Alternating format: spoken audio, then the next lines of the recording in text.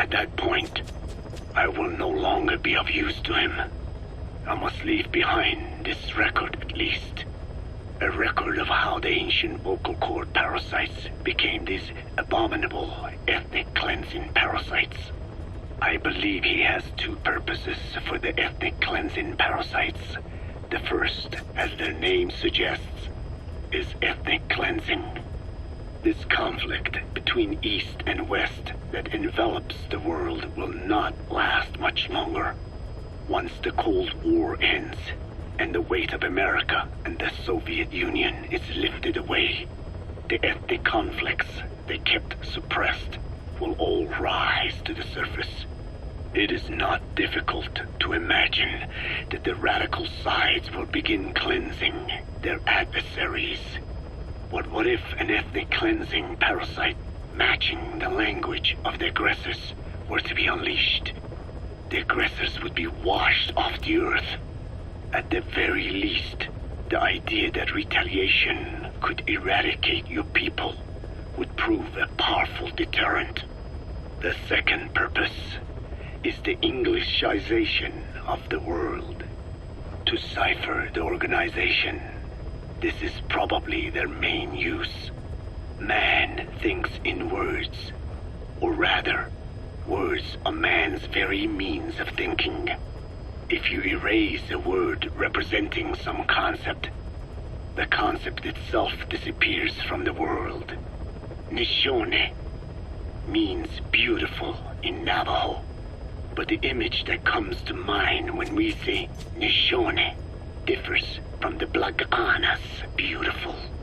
An azure sky, a rolling landscape, lush greenery. The meaning we place in Nishone has its roots in Dene culture. If we lose the word Nishone, the images of our beautiful homeland would be washed away into oblivion along with it, just as Orwell indicated years ago. Cipher, being based in America, is pushing Englishization for this very reason. Suppose all 5 billion people on this planet come to read, speak, and think in English. Their wills could also be streamlined under English. Cipher's control would be all the easier. Economic governance would progress in leaps and bounds. The ethnic cleansing parasites would be a great aid in accomplishing this goal. There is no need to destroy every language besides English. All they need to do is weaken other dominant languages competing with it. Russian, Chinese, Arabic. If people know they risk their lives speaking such languages, they will flock to the lingua franca that is English. Cipher need not even focus attention on smaller languages. After all, they are already being eaten away by English. Business, education, film, commodities. English has permeated every area of global society. I can see this when I look at young Dene. Some of them have already lost their grasp of the Navajo language. It is said that over 2,000 languages of the world are facing extinction. This very moment, cultural concepts and forms of expression are disappearing forever.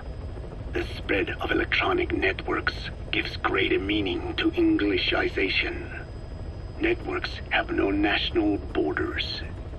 By basing them on a single language, they can penetrate deeper into and between people. That basic point of unity provides the ideal environment for someone who aims to control people's wills. But how does this differ from building the Tower of Babel? The ethnic cleansing parasites attempt to rob man of his words. Such irony. It was the vocal cord parasites that gave words to him in the first place. Ancient man had no language, unable to produce complex sounds due to the structure of the throat. He could communicate only through simple vocalizations and gestures. Then the vocal cord parasites infected his larynx. Man's transition to walking upright did not gift him solely with intelligence, but also with his voice. At the time, the vocal cord parasites never harmed man. They merely took a small measure of nourishment. In fact, you could call it a symbiotic relationship. Some animal species use particular vocalization patterns to attract a female and reproduce. Songbirds, certain insects, and also the vocal cord parasites.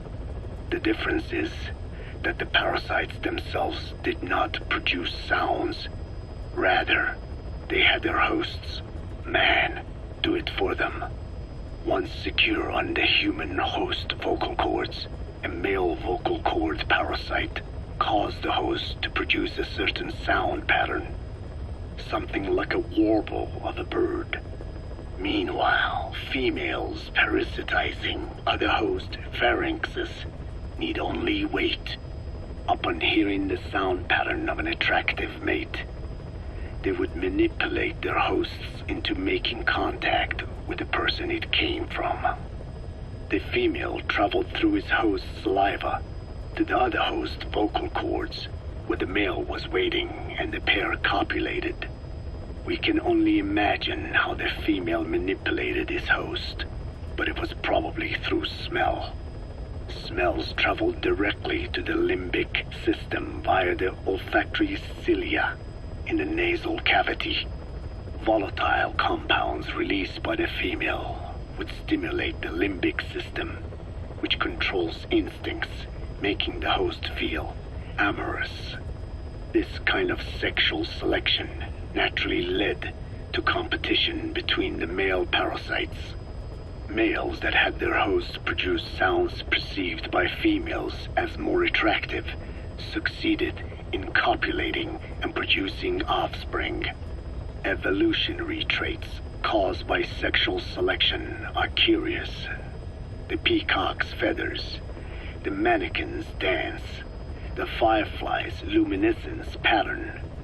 Even with courtship behaviors that are not advantageous to survival, those individuals that excel in them produce offspring, and it escalates with each generation. The same was true of the vocal cord parasites. Courtship vocalization rhythms and intonations became more sophisticated, and in order for man to produce such sounds, they had to alter his vocal organs. By lowering the position of the larynx and developing resonating chambers, they enabled more complex pronunciations. But that was not all. The vocal cord parasites activated a transcription factor that would later control man's language ability. A protein that, due to its appearance, is called forkhead box protein P2, or FOXP2. Activating this transcription factor led to the development of brain function capable of creating sophisticated frequency changes. This was the pinnacle of the vocal cord parasite's prosperity. However, this sophisticated pronunciation control was too useful for man to ignore. Once human sexual activity ceased to be only seasonal, and having lost pigment-based sexual characteristics, distinctive vocalizations became the most effective means for humans to attract mates as well. Combined with logic pathways hardwired into the brain, or universal grammar, it was not long before advanced communication was possible. This was the birth of language. Luckily for man, it was around this time that a particular retrovirus was circulating. While not lethal, it infected not only man, but the vocal cord parasites as well. It is presumed that this virus removed part of the parasite's DNA and reverse transcribed it into man's reproductive cells. It was a vector. Among the genes it transcribed were the ones responsible for the production of language. The vocal cord parasite's vocalization genes were written into the human genome. The parasites were no longer of any use to man now. Man could use his voice as he pleased, when he pleased, hindering the parasite's courtship vocalizations. Having lost their opportunity to reproduce, the parasites died out, leaving behind only the transcribed genes. The vocal cord parasites were once in symbiosis with man. Its genes even became a part of his. Humans and parasites are extremely close. As such, it will be extremely difficult for man's immune system to eliminate the vocal cord parasites. Even cutting them out will be no simple matter, which is exactly why these ethnic cleansing parasites are such a formidable weapon. The rise of the vocal cord parasites goes back approximately 300 million years to the Permian period. At that time, they were not even parasites, but predatory autotrophs. They are believed to have been the common ancestor to the Pentastomida and the Cyclops genus of copepods. However, Earth's environment underwent a violent change at the end of the Permian period. The cause is unclear, but evidence suggests that over 90% of the Earth's organisms at that time died out. The most pronounced threat to the protoparasites was the severe reduction in oxygen concentration. The result was cladogenesis, a splitting that gave birth to a new strain that could parasitize other organisms' respiratory apparatus. This survival tactic helped lower their oxygen consumption, and inhabiting the throat kept them securely in contact with inhaled air. The best survivors were those that parasitized the reptiles that flourished at the time. Entering the Triassic period, the reptiles evolved into dinosaurs, and the protoparasites shared in their success. Dinosaurs developed respiratory organs called air sacs to adapt to the low oxygen environment. These in particular helped the protoparasites thrive. But another trial awaited them. The end of the Triassic period saw another drastic change in the Earth's environment. For most parasites, the male and female take the same host. Many are, in fact, hermaphrodites. Originally, the vocal cord parasites were as well. But for any strain to ride out a severe environmental change, it must secure a steady pool of genetic diversity. Another split. Now the newest strain procreated with mates found in other hosts. And in order to increase its encounters with those mates, the new strain utilized the voice of its host. They came to inhabit the host's vocal cords. This truly was the birth of the vocal cord parasite. The parasites developed the host's pharynx to form resonating chambers and used them to produce sophisticated mating calls. The relatively upright posture of the dinosaurs was important in this, because the crooked L-shaped pharynx was more suited to the development of resonating chambers. These developments ushered in a time of great prosperity for the parasites. But for the third time, the parasites had a major hurdle to overcome. The meteorite impact at the end of the Cretaceous period, which spelled the end of the dinosaurs. With their hosts extinct, the vocal cord parasites had no option but to find a new habitat.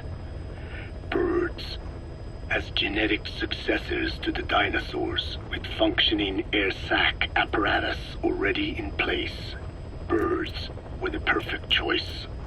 But the parasites could not survive in birds that flew at high altitudes with thinner air.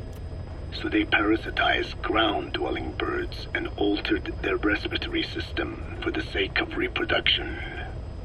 They gave the birds the means to produce sophisticated sounds, the syrinx responsible for chirping.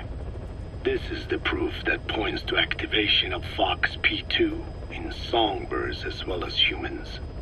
The Cenozoic era began with a rise in oxygen concentration, which helped mammals to evolve and increase in size. The parasites then shifted to humans as a more effective host. Humans' bipedal upright walking meant that our throats could support larger resonating chambers. At first, vocal cord parasites entered humans using birds as their intermediate host. But eventually they changed to conducting their entire life cycle within human hosts. What happened next is as I have already described. People took the vocalizing prowess given them by the parasites and made it language, and once the parasites could no longer use it as their mating call, they died out. Or in other words, the parasites overcame all evolutionary hurdles except humanity. Skullface shared his opinion on this matter.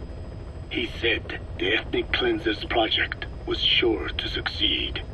After all, the parasites had a grudge against us humans. To think we awoke them after such a long slumber, just so they could sate their thirst for vengeance. It is terrible, unforgivable, and yet it is what I have done. I learned of the vocal cord parasite's existence in literature belonging to the Foundation. It was little more than a theory. The question was, why does only Homo sapiens among all primates have highly developed language? Human versus everything else. The missing link between these was the mystery that gave rise to this theory. I was fascinated by the idea of their existence. In the Dene creation myth, the Neo Dene, who first inhabited the world, were insect-like creatures. I came to imagine that those insect-like creatures could be humans living in symbiosis with the vocal cord parasites. But I had not the faintest idea of how I could resurrect them. That is when Skullface came to me. What he offered me was not just assistance with my metallic archaea research. He told me the vocal cord parasites really existed. And not only did they exist, they had already been brought back to life in the modern age. An ancient human cadaver, host to the parasites of the time. Cypher excavated such a cadaver from a permafrost region and isolated the DNA coding of the vocal cord parasites. Naturally, they were long dead and could not be brought back, but there was an alternate vessel they could use. A relative species of the Pentastomida discovered in China. It had adapted to live in the nasal cavity of animal hosts, but its genetic sequence showed signs of common ancestry with the vocal cord parasites. Ontogenesis, the path of an organism to maturity, is like a roadmap of the phylogenetic evolution of the entire strain. Cypher used this to effect a reverse evolution of the modern parasite and resurrect the vocal cord parasites. They interposed a developmental mechanism to the ontogenetic stage analogous to when the relative species first appeared, the point at which it split from the vocal cord parasites, forcing its evolution down the other path, the vocal cord parasite path. The larvae this produced were the vocal cord parasites, reborn. I do not know in detail how Cypher accomplished this, but clearly they have access to high-level genetic technologies. Skullface said it was the work of a genius woman scientist, and that the relative species in question was first discovered by a group once called the Philosophers. I was tasked with modifying the resurrected parasites. He charged me with two demands.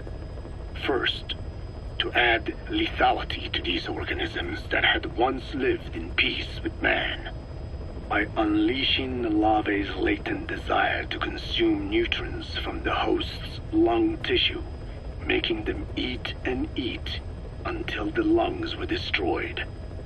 Second, to have both male and female inhabit the same host and copulate then and there only when exposed to specific pronunciations continuously over an extended time.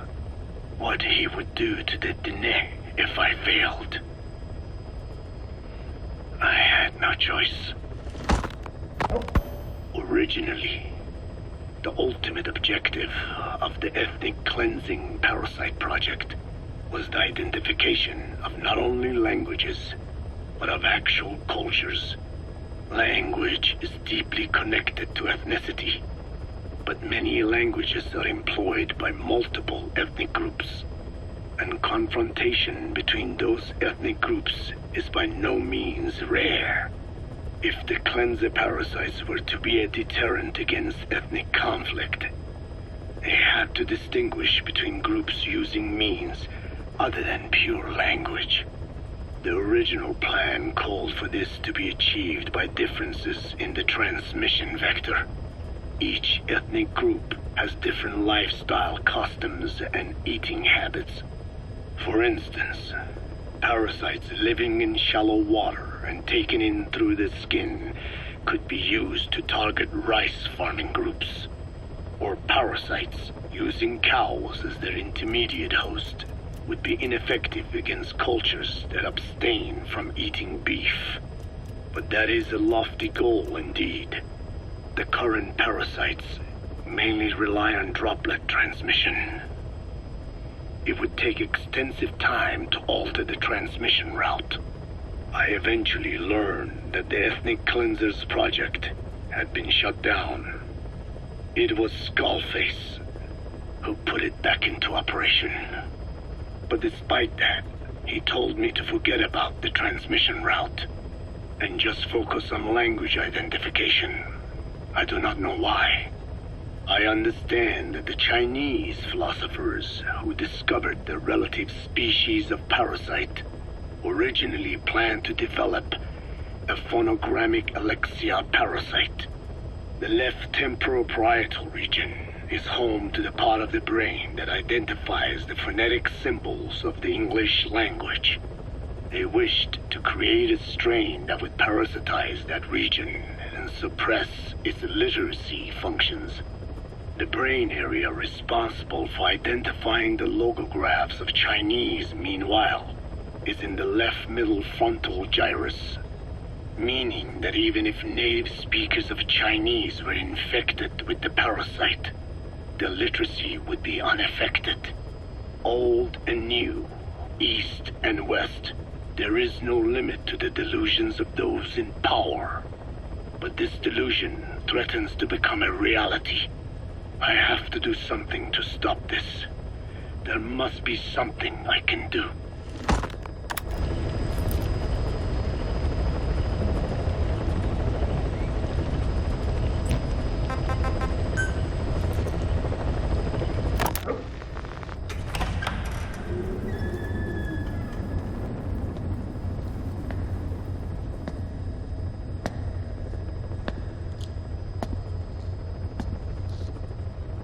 Ya'at-e.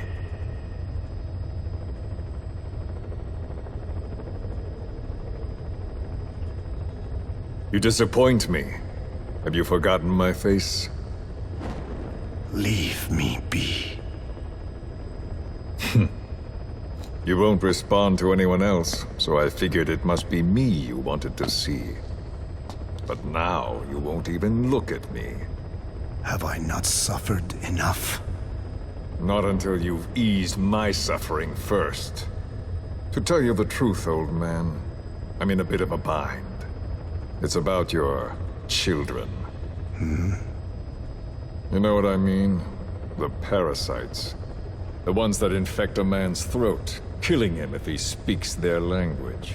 They must not be allowed to multiply. You are allowed to live only in order to help me. But you don't want to, do you? So why not choose death instead? Because you want to protect the Diné and their land from me. That's your purpose, isn't it? Don't lose sight of that now. It's in your interest to cooperate. Because if you don't... Madness. The parasites can't detect your people's tongue. So I'll just have to resort to more heavy-handed means. I have the greatest respect for your people. I would rather avoid such a thing, but we don't always get our way. I was born a tiny mote in a mighty tempest, and until those winds abate, all I can choose is how to act when they blow me this way or that.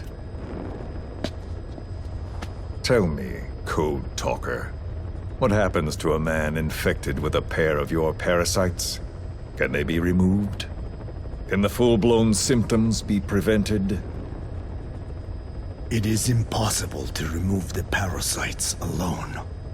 They have too close an affinity with humans. Then how do you stop the symptoms from developing? All right. I was hoping for an answer now, but perhaps you just need a little more time. I'll be back soon. I've set up shop, not far from here. We'll be seeing a lot more of each other. If you're close by, then it is almost complete. We're in the final phases. All that's left is to see if I can actually disable a nuke, with the help of your metallic archaea. Once that's done, I won't have to return here again, and your suffering will end, as will your people's. We're almost finished, Code Talker, each in our own way. My only regret will be not finishing you. There's nothing stopping you. I'm only alive because you want me that way. Ridiculous. As you wish. My regret is this misunderstanding between us. You and I, our goal is the same. We should be working together. A symbiosis. You do not know my mind. I simply want the Diné bloodline to endure. Really now? You're just another mote in the store. How you react to all the slings and arrows, that's what counts. That's why you call those squirming monsters your children. What I have done is forbidden. Forgive me, all of you. The world should be left the way it is. You of all men should know that.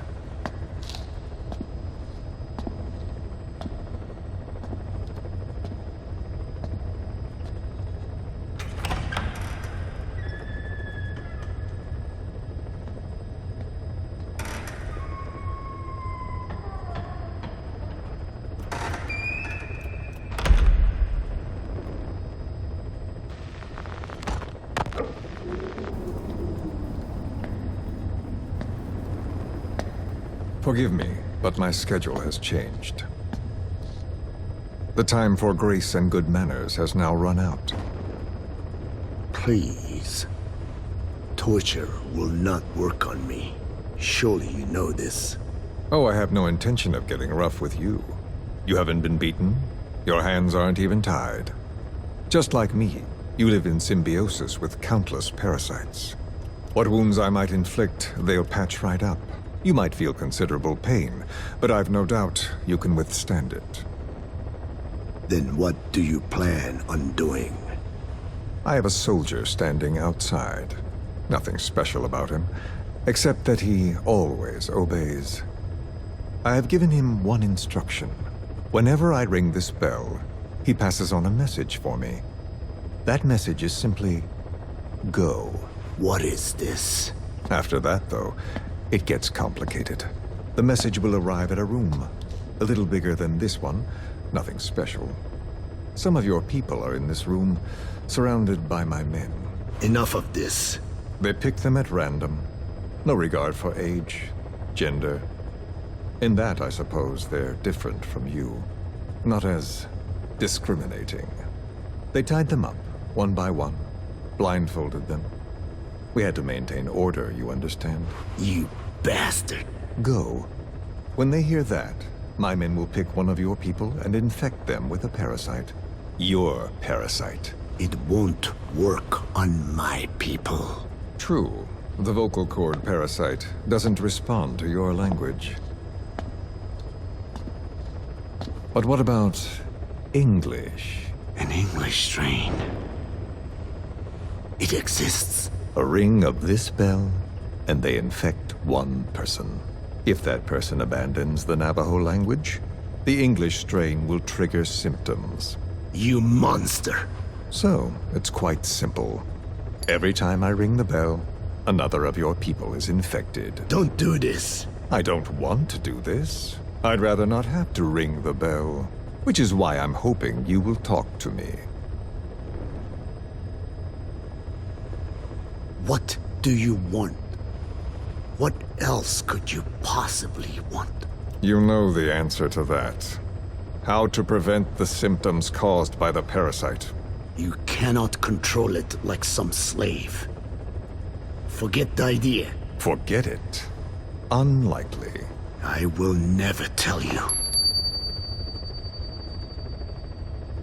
What have you done? You made me do that. You black-hearted... Settle down. Don't use it again. Well, that is up to you. All you need to do is tell me what I want. How to prevent the vocal cord parasite symptoms. Why? Why do you need to know? The adult soldiers at Bwalayamasa are all dead. What? The parasite traveled downstream. How? It would appear that he was involved. Another demon who woke up from 9 years of slumber. As a result, the vocal cord parasite spread through the village. I told you this would happen. It was an unfortunate accident. He is becoming an annoyance. He may stumble upon the truth sooner or later, but I suppose that is really of no consequence. One day, he too will pay for what he has done. Black Anna. The real demon is you. You know, this incident made me realize something. You are right. I should have acted with more humility. These creatures cannot be controlled. All the more reason I require a means to stop them. There is no such way. Oh, really? Wait! Don't ring it again. It is up to you. Out with it! I see now. There must be more to it than that. What? They are in you. You use this land to breed more of my children. And not just here. No. In pursuit of your ethnic cleansers, you sifted through many language strains, finding hosts, breeding more and more. You would have been infected in the process. Infected with countless strains. Most likely your mother tongues as well. Romania, Northern Transylvania. You found that one too. Yes, the Hungarian strain that responds to the CK's dialect. Silence! Black Anna. It is you who shall pay.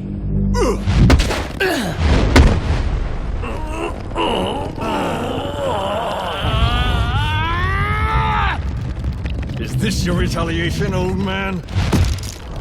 Let my people go and never bother them again.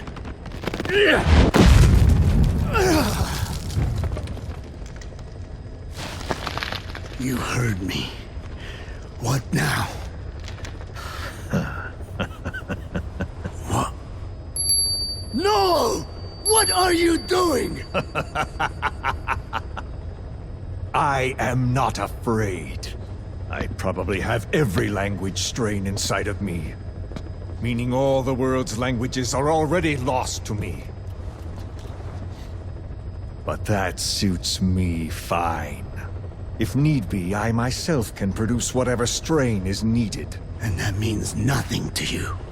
If you are infected, you can never again speak your mother tongue. Otherwise, you will die. As will every one of your countrymen. A few words here and there won't trigger the symptoms. And besides, the time is not yet right to show this face in my homeland. Not until my revenge is complete. Now... Stop! We're out of time.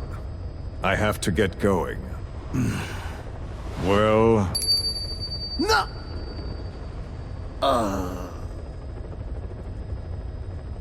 Radiation. It's radiation. Radiation, of course. So it can be used. But how much? I do not know. Radiation denatures their reproductive cells, preventing them from mating. Same principle as the sterilization technique. The reproductive cells are more sensitive to radiation than the rest of the body. But I have not tested it. There is no telling what mutation could result, or how the host may be affected. Not to mention what could happen if this is done post-infection. I don't care. This plan goes into action now. As long as it works, the details can wait. You wouldn't be lying to me, of course, old man. I can guarantee nothing. I owe you my life. My body has been burned on countless occasions, but it survives, thanks to your children. That is why I trust you. Then do not repeat my mistake. What's that? In the West, it is said that the Word became flesh and dwelt among us. In the East, it is said the man of flesh brings spiritual power to words. The people knew back then that these creatures carry the gospel. They do not belong in our hands. They must not be touched. How enlightening. I'll remember that. Consider this my thanks. What are you? Catch. No!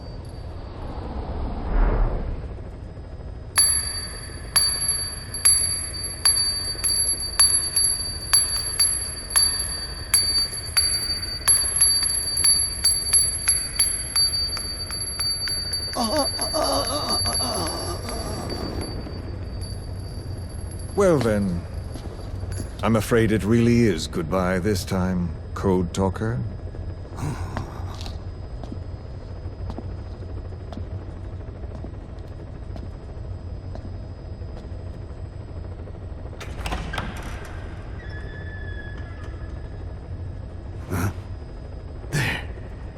There is no soldier. Huh. Now where did he run off to? Guess he wasn't as obedient as I thought. There never was any soldier. So long. You! How dare you!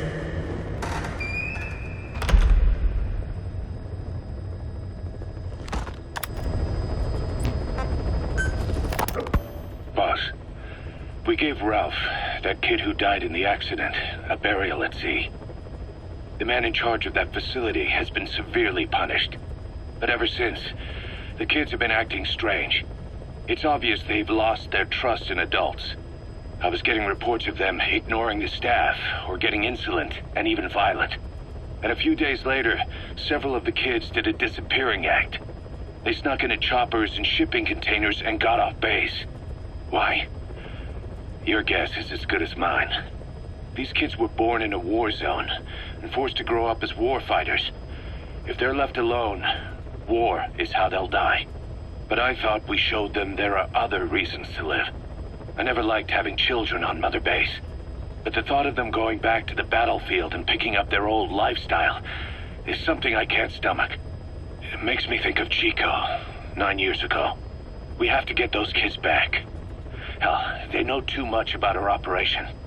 I never expected even the kids to betray us.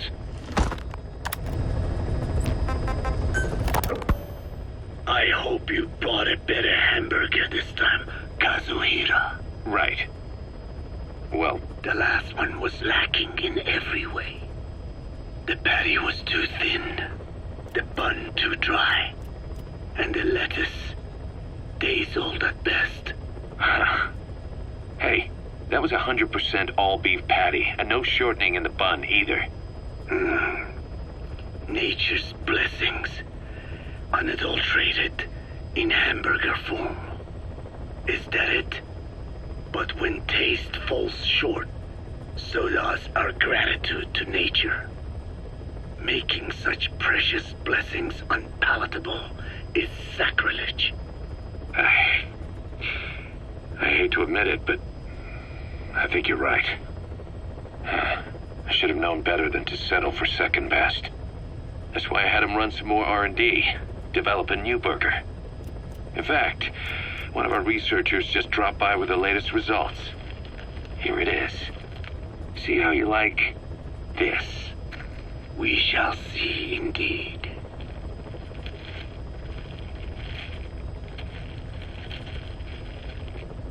I thank you for this bounty, Mother Earth.